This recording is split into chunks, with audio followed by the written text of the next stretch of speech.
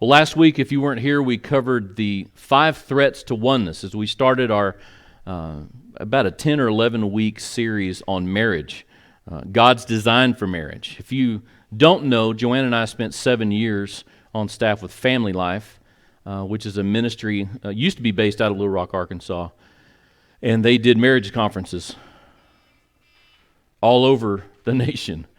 And so this is near and dear to our hearts. Our marriage was one that was in trouble. And 8 years in, God saved it by saving me.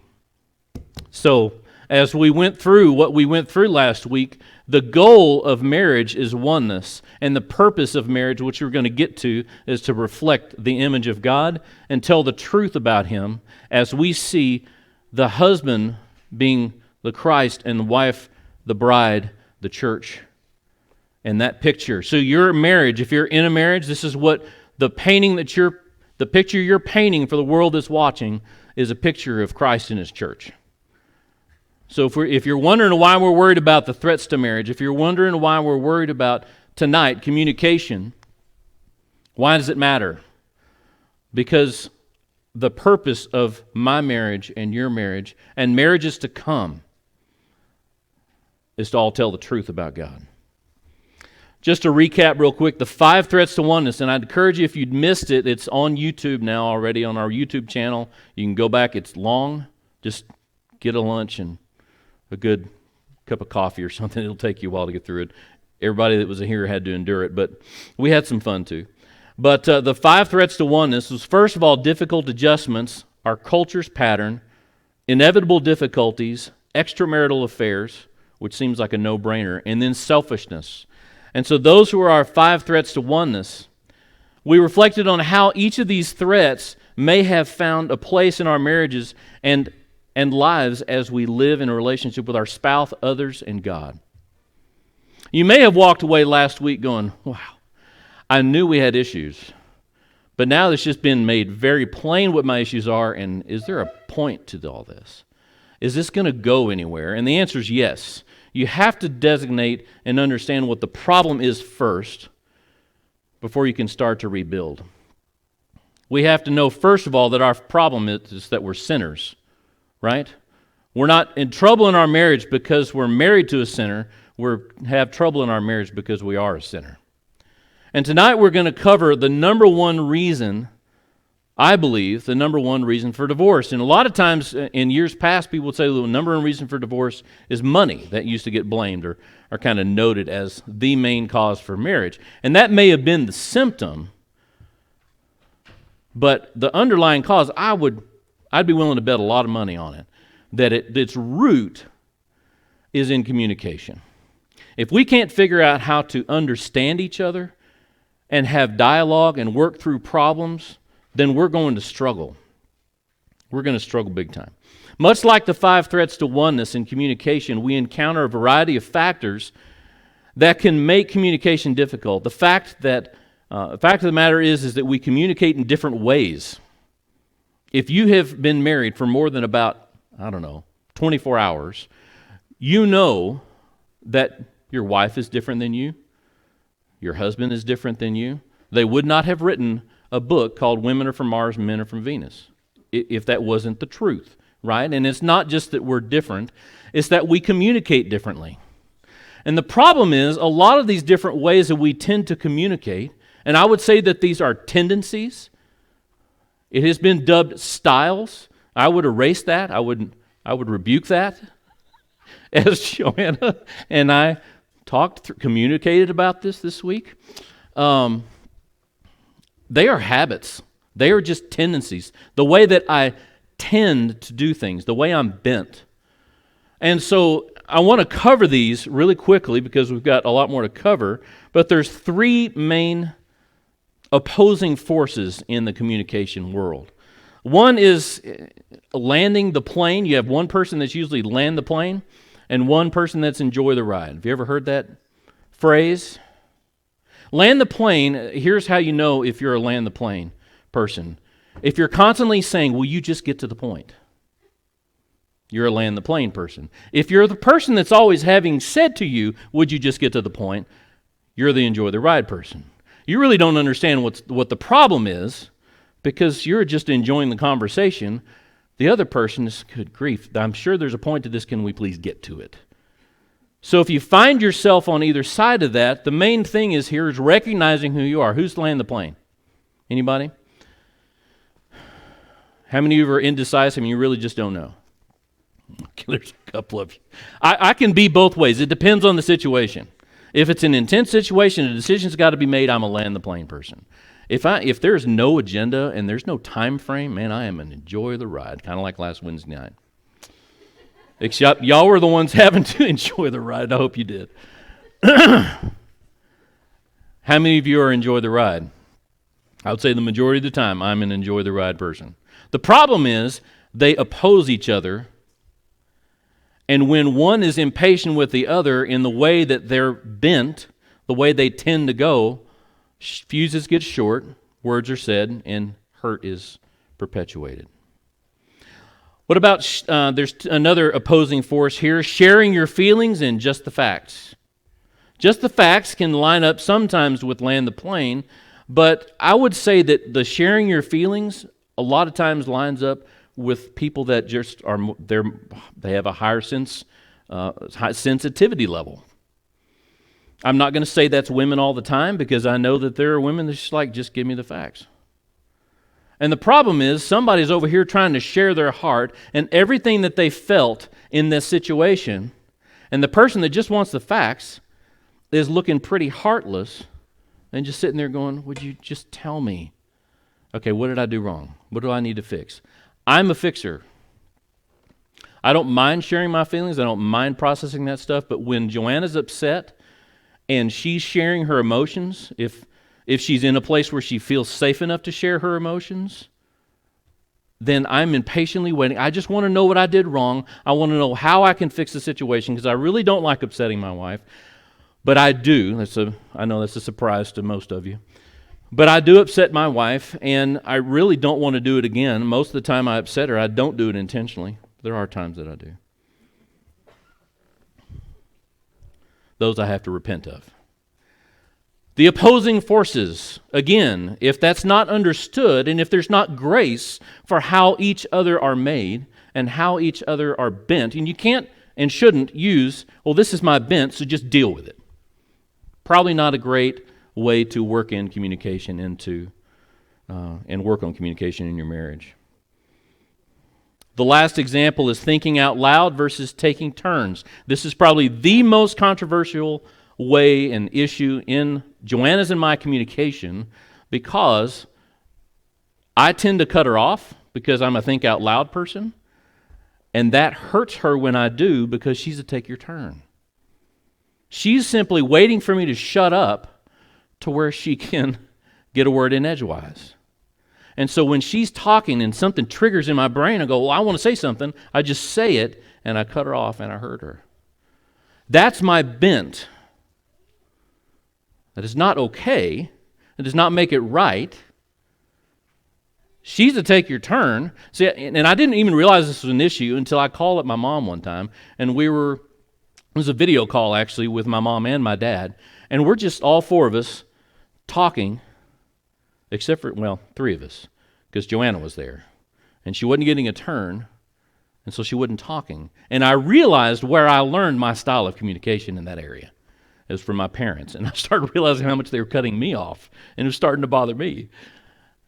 In marriage, if we're going to have an opportunity to communicate and actually get the words out and the feelings out that we need to get out to be able to work through whatever it is that we're working through, whether it is money or whether it's, work problems or I hurt you or what's going on with the kids, whatever it is, we've got to be able to do it in a way that shows honor to the other person.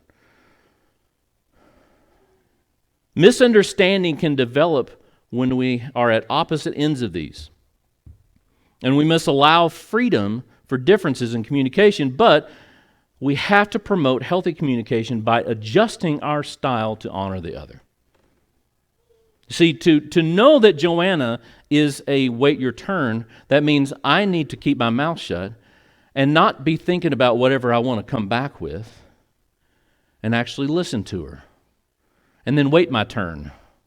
You see, if there's like a pause, it's just a short breath, I think she's done, and now it's my opportunity to interject whatever it is I have to interject. I see people laughing. I think some of you can relate to me. I have to pause. I have to let her pause and be quiet for more than 5 or 10 seconds. And then I might even need to ask permission. Are you done with that thought? And that's not to be insulting. That's just to make sure that I don't hurt her by talking over her. So being able to figure out how you are, it's kind of like those threats to oneness. It's just simply understanding who your spouse is, what their bent is, what their tendencies are, to be able to not step on their toes. Because when we step on each other's toes, that's when we keep our mouths shut. That's when we stop talking. That's when we stop sharing. Pastor Tim Keller, I don't know if any of you are familiar with him. He's out of Manhattan. Don't judge him because of that. He's a very, very great pastor. He wrote a book, and it didn't say in the quote where the book or what book the quote was from, but he says to be loved but not known is comforting but superficial. To be known and not loved is our greatest fear. That means that I know you, but I don't love you. That's rejection. But to be fully known and truly loved is, well, a lot like being loved by God. It is what we need more than anything. It liberates us from the pretense, humbles us out of our self-righteousness, and fortifies us for any difficulty life can throw at us. The goal in marriage is oneness, right? We keep saying this. If we're not moving toward oneness, we're moving toward isolation. And if the goal is oneness, I would say as far as communication goes, knowing, there's only one way you're really going to know your spouse, and that is to be able to hear their heart and be able to hear them and listen to them when they communicate. All too many times, it's transactional. I'll talk to you when I need something. I'll talk to you when I feel like talking to you. To be able to open a line of communication where it's safe and you can talk about anything, anytime, anywhere, I would say that that's the goal, because that's the only time that you're going to get the complete person that you're married to be able to open up to you. And that's a hard place to get to, but we can get there. I have a graphic or a picture that I want to show up there. I don't know if he got it. Many of you already know this. This is probably old news, but there's levels of communication. First, it's cliche, which basically means you're really not saying anything. You're not sharing anything. This is what you say in the elevator to the person that you've never seen before. Okay? You talk about the weather. It really doesn't matter. How are you doing? I'm good.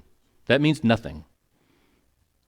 You're really not sharing. And the degree of transparency is zero. That's a conversation over there under a number of people. You'll have that with anyone, right? The greeter at Walmart. I'll say hi to him. How are you doing? There's no threat to my relationship with him at all because we have none. There is no sharing there. Fact, sharing what you know. There's a lot of that happens on Facebook. There's a lot of stuff that happens on Facebook sharing that you don't know. Number of people that you'll share that with is many. I'll sit down and talk about the weather and how fishing was and where I'm from and all kinds of stuff with people that I don't know. I'll share, talk to Joanna. I know no strangers. I made a new friend down in Idaho on our way back from Utah. But anyway, just sharing facts. It's not really intimacy. What we're talking about here is a level of relational intimacy, and I'm not talking about sexual intimacy. I'm talking about relational intimacy to where you're so close to each other. You know what you're thinking, and you care so much. It's just this level of oneness that's there. And it takes a lot of relational sacrifice of our own flesh and our own desires and our willingness to put the other person first and be able to create an atmosphere where there can be trust enough to where those things can be shared. Let's move on down. I'm getting ahead of myself. Opinion. There's a lot of opinions being shared right now. Sharing what you think. That's going to happen with, there's some degree of transparency there, and you share it with some people. Probably the people that you feel maybe share your same values, unless you just like a good argument. Emotion. Sharing emotion. Sharing what you feel. There's a lot of transparency that happens when you share how you feel about something. I'm not talking about politics. I'm talking about I feel sad or I feel hurt. Those are things that you don't just share with anybody. Otherwise, if I walked up to you tomorrow and I said, how are you doing? If we really had a level of transparency and intimacy and we were in deep relationship, you would say, man, I feel sad right now. I feel sad about our country, where it's at.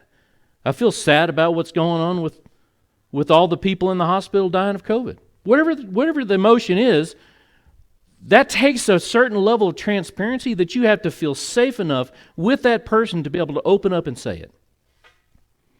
And ultimately, transparency is sharing who you are.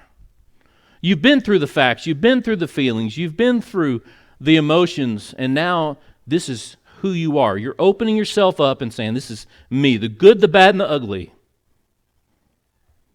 And for people to know that part, how many people actually get to that point? Not just with other people, but I'm talking about with their spouse.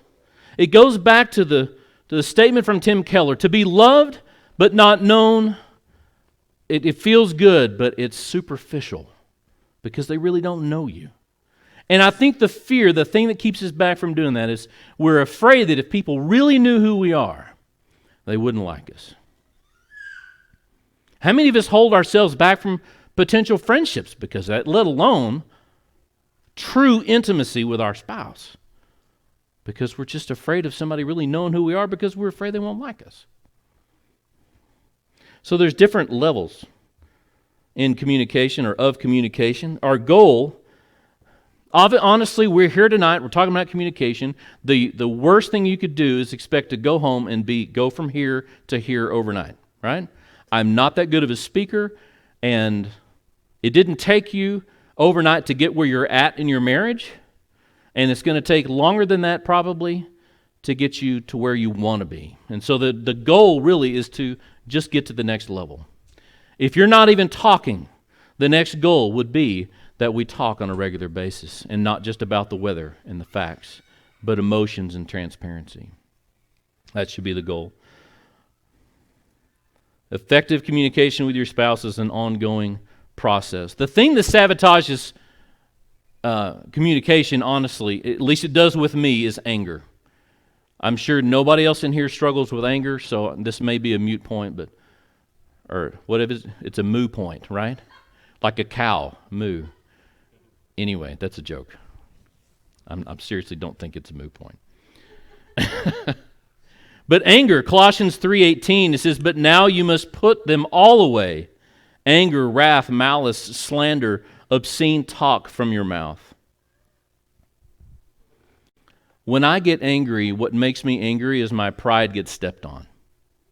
And when I get angry, my communication suffers. Anybody relate?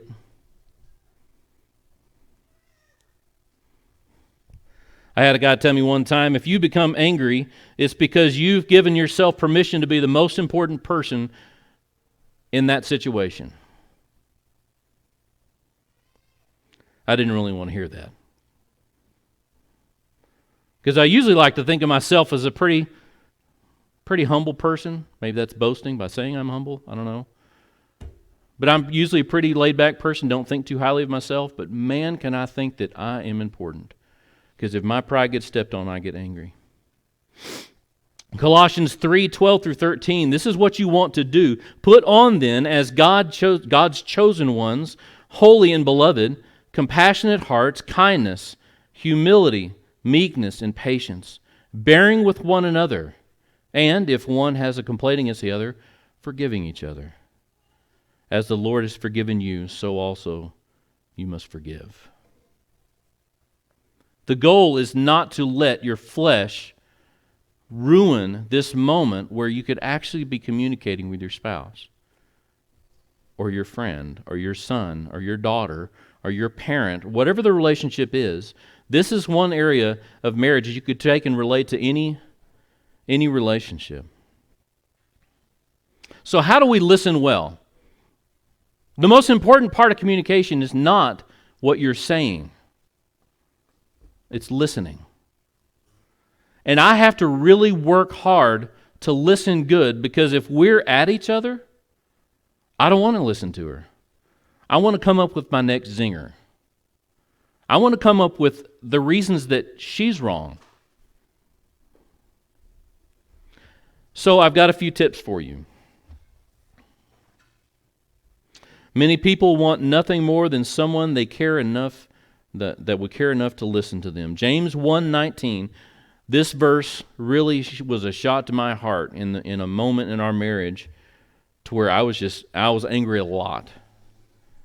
And I wasn't listening. It says, "Now know this, my beloved brothers, let every person be quick to hear, slow to speak, and slow to anger." In other words, the exact opposite of what we typically want to do. We want to be quick to anger, quick to speak, and forget listening. That's out the door. The simple fact is, the person that you're married to, or that you want to be married to, or the person you're in a relationship with, is made in the image of God too. And God has actually given that person to you as a gift.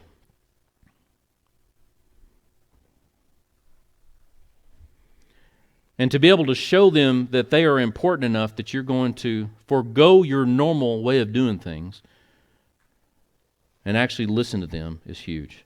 So, this is not going to be a mystery. As far as communication goes, I think that there's some really good tips in here, but every one just about is backed up with Scripture. Give focused attention. It's a no-brainer, right? I can't give focused attention to you if I'm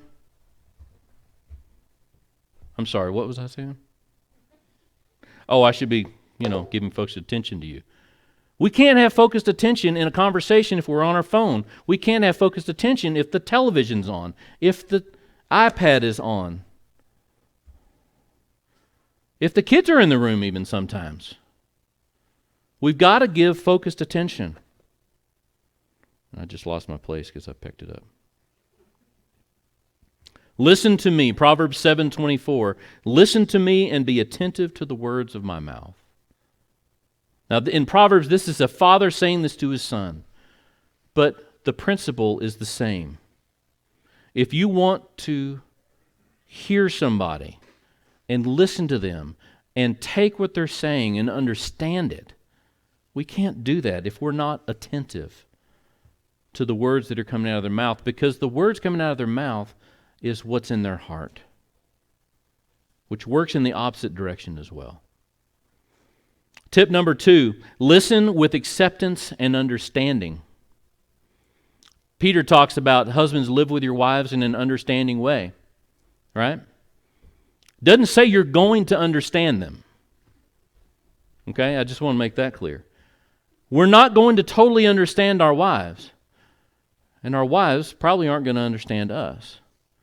But we need to listen to them with understanding.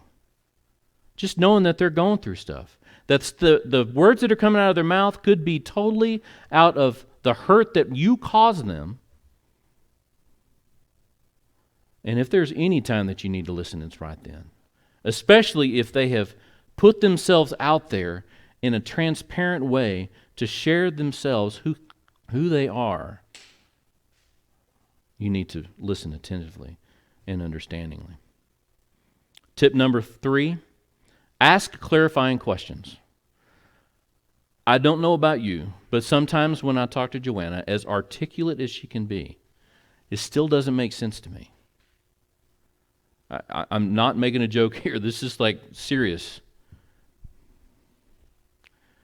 And it's important for me to understand her, yes, because to understand her means that I know her and I know what's going on in her heart. And so just to ask some simple questions like, are you telling me that, whatever the statement is, That way they can clarify, no, you got that wrong. It's actually this. Okay? The opposite of that would say, what are you talking about? That would be a bad way to do it. We need to ask more clarifying questions. Make summarizing statements. So, can you tell me more about what you meant when you said? In other words, I think I'm starting to pick up on it, but help me. I need more information. Help me understand more of what's going on here. Focus on what is being said, not how it's being said, not the way it's being said. It doesn't matter, and I can get just as upset about tone as anybody, but I've got to focus on the words that she's saying to me. Because if she's mad, there's going to be a tone, I would imagine. There usually is when we're upset. So that's tips for listening well. But how to express yourself well, we're going to talk about that now. And carefully chosen words are the best way to express yourself. The most logical, thoughtful things that will come out of my mouth take a long time to say. It doesn't happen that often in arguments. It should happen more. But when I'm speaking more slowly, it's not because I'm getting off track. It's because I'm going, man, I really don't want to hurt her. I really don't want to step on her toes to make her draw back into herself, to where she won't open up to me, to where I won't have that level of intimacy that I desire.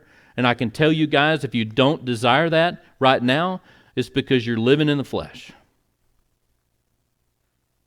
For you to live in the Spirit and to have the goal of oneness means that you would have the desire to have as intimate a relationship relationally and emotionally with your wife as you possibly can.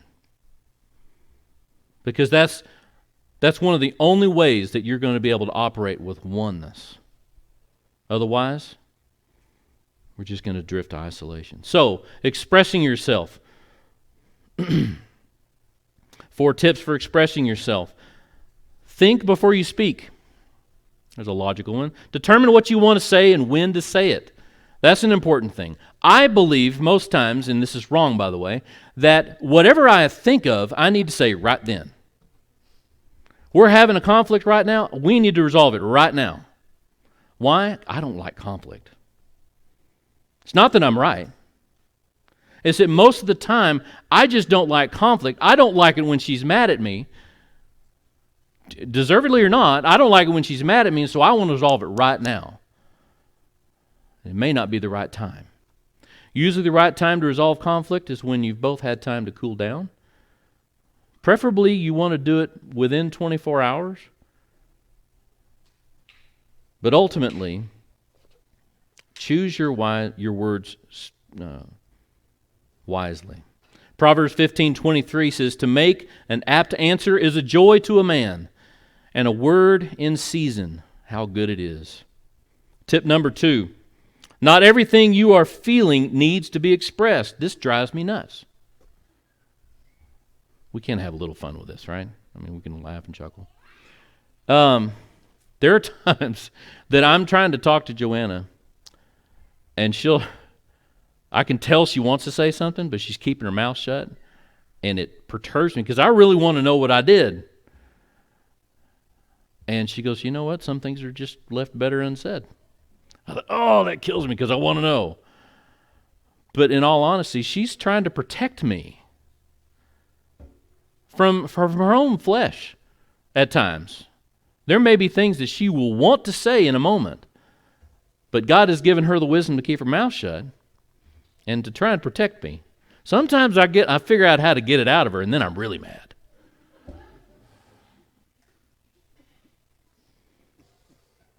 So there's a place and a time for everything. Sometimes silence is best. Proverbs 10:19 says, "When words are many, transgression is not lacking. But whoever restrains his lips is prudent." I'm married to a wise woman. Tip number 3, Ask to make sure you are being understood. That's really simple. Does that make sense? Do you understand what I'm trying to say? Little bitty clarification things. Because you don't want to just ramble on for 30 minutes and she stops talking, and it's only because she's exhausted from listening to you, and you just assume that she understands you. I'm using she in this a lot because, that's my main thing. Main relationship we're talking about here. Tip number 4, speak in a way that encourages.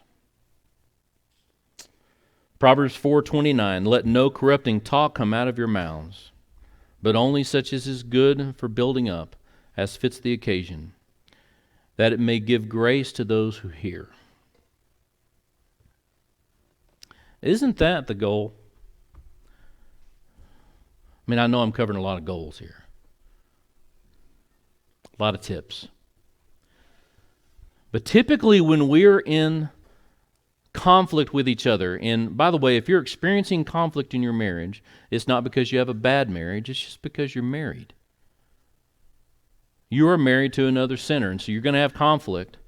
But the goal is for the conversations to build one another up. The problem with being right and winning an argument is you both lose. Ultimately, if there is a loser in your marriage, you both lose. And if you're fighting, just be right. I know from experience, there's no winners in that. Let no corrupting talk come out of your mouths, but only such as is good for building up, as fits the occasion, that it may give grace to those who hear. Ultimately, in marriage, we're talking about more than just two people that liked each other and thought they wanted to share life together and, maybe have a few kids and buy a nice house someday and live in their dream location like Missoula, Montana.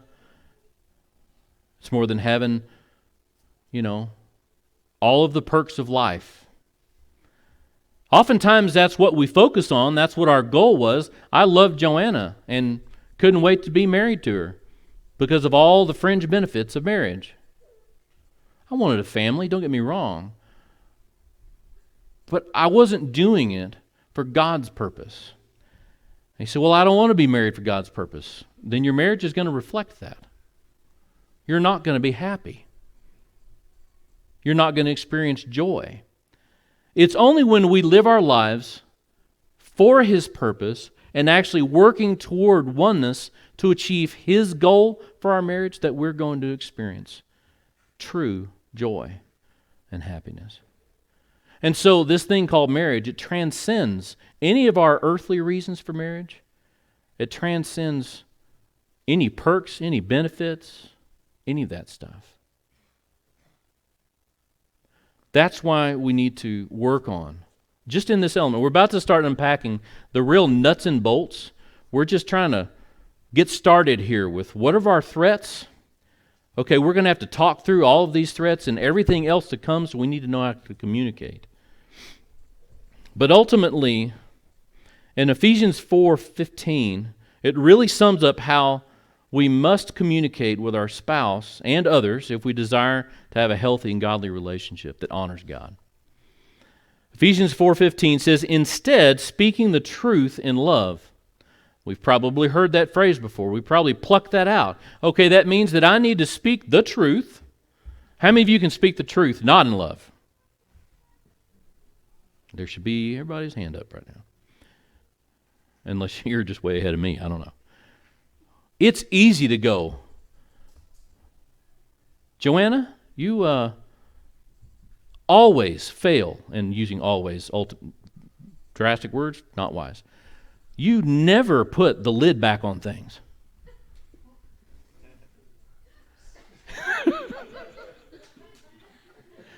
The reason there's laughter is because Jacob has experienced the same thing. But, is that the truth? Yes, she struggles to put the lids back on things. I'm picking something silly, but I could say You know, Joanna, whenever you don't screw the lid back on the soda and it drops onto the floor when I pick it up by the lid, we're wasting money on the soda and it's costing us in our budget. That's a silly way to say it, but I'm just saying the truth can be delivered in a way that's not palatable, right? It's when you couple it with love that it really rings true in somebody's heart. And the love is not, chocolates and roses and being all lovey-dovey. It is that intimacy that you have with somebody that knows that you know them and you love them and you cherish them. And now, because it's important, I'm going to bring this truth to you. And I do this just because I love you, and I really hate wasting soda. Just teasing. But honestly, if there's something that she's doing that she doesn't even realize it hurts me, for me to lash back at her with the truth, not said in love, what is that going to do? Shut that door. And that door, I might not get back in that door for months. But there's a higher purpose. Let's keep reading. Speaking the truth in love, we will grow to become, in every respect, the mature body of Him who is the head, that is Christ. Our spiritual walk as believers, we don't get saved, and all of a sudden we're 100% right, 100% saved, 100% sanctified, have nothing wrong with us. Am I right? Speaking the truth in love is our goal. We're not there yet, but the goal is to get there. Why? Because we want to not just be maturing in our relationship with our spouse, we want to be maturing in our walk with Christ. For somebody to be able to come up in an intense situation and be able to speak the truth in love is a sign of maturity. God's desire for His church is to grow us into maturity with Christ as our head, our lead. God's desire for married couples is the same. Communicating any other way only shows how far we have to go to maturity. And I'm speaking that to you, and I'm speaking that to myself. Okay?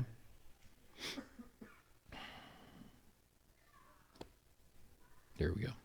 If we will speak the truth in love, our spouse will be more apt to receive what we say and take it to heart. Determining the pitfalls of our communication habits must be dealt with in order to build up an atmosphere where you and your spouse can both communicate safely. I have no problem running my mouth. But if I ever want Joanna to share, I have to bring that under control through the power of the Holy Spirit to be able to shut me up and give me ears to hear her and listen to her and to create that atmosphere where it's safe for her, to where she can open up and we can have the level of intimacy we need in our lives, because when we're not close, everybody around us feels it. Just ask our sons. Just ask the staff here. You think everything's hunky-dory on Wednesday nights? Not all the time. When things are off, everybody around us sees it. And if our lives are supposed to be a witness to Jesus Christ and His relationship, His love relationship with His bride, the church, how is that telling the truth about who He is?